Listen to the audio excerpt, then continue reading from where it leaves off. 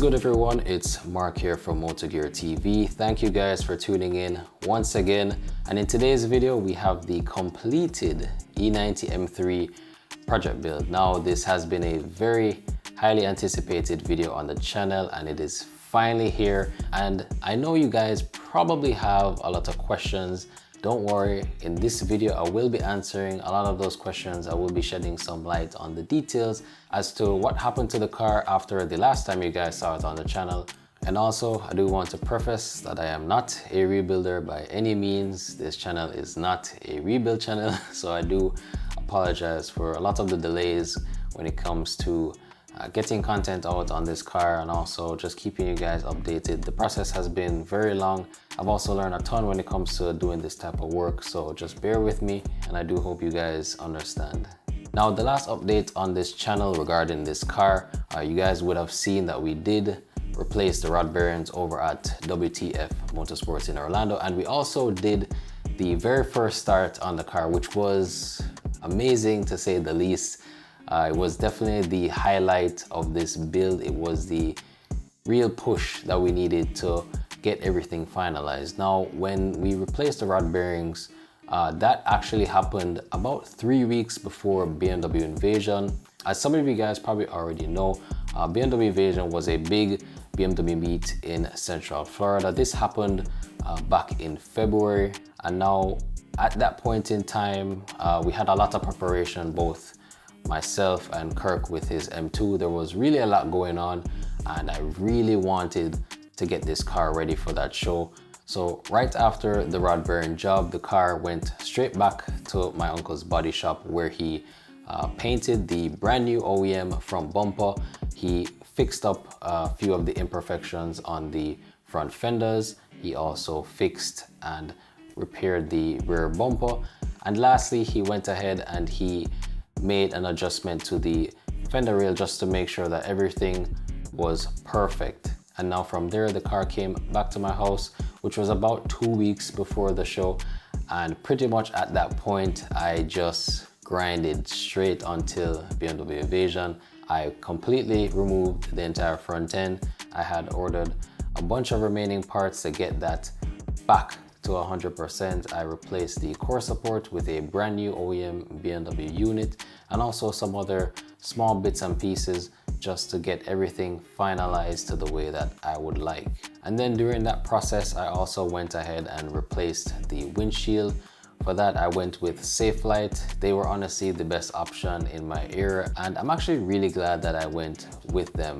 The tech was super knowledgeable. He had been replacing windshields for about 30 years now, so I was very confident in his capabilities in getting the installation done right. Now, the windshield was really one of the last major components to getting this car back on the road, and it really did make a big difference with the overall look of the exterior.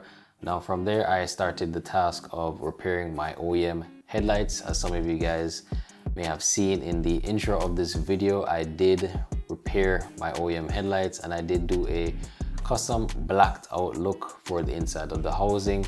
Now that process was pretty straightforward. You just need a few simple products to get that done.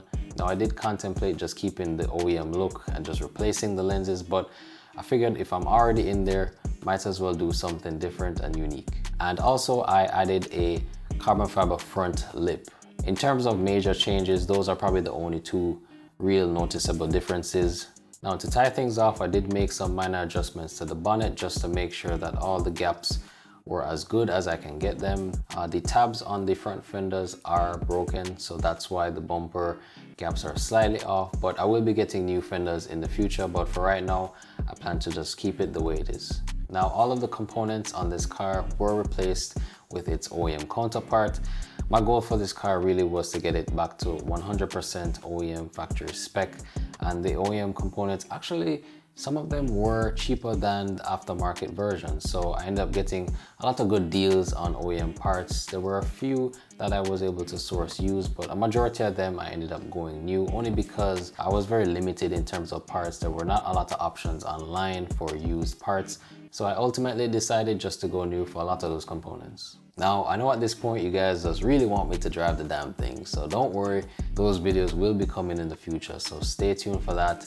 I will definitely take you guys along for the ride whenever we do the first set of full throttle pulls in this car. That should be pretty amazing, and I really look forward to that. Now, before I go, I do want to leave you guys with a pretty popular quote, and it goes, to get something you've never gotten, you have to do something you've never done. And honestly, that quote resonated very well with me, especially during this car build, because it really was the result of me trying something different, something new, something I've never done before.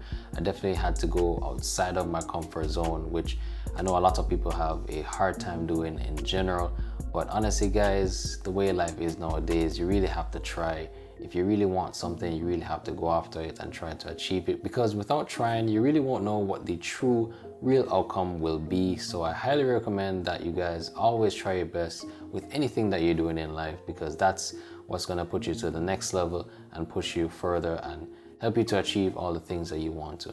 So with that being said, I hope you guys enjoyed what we've done to the car so far, and I hope you guys stick with us on the journey for this E90 M3, because I promise you it is not over. We still have a ton of things left to do on this car, so I hope you guys really stay tuned and look forward to that. If you guys enjoy the content, go ahead and smash the like button, subscribe to the channel for more videos, and I'll see you guys in the next update. We're gone.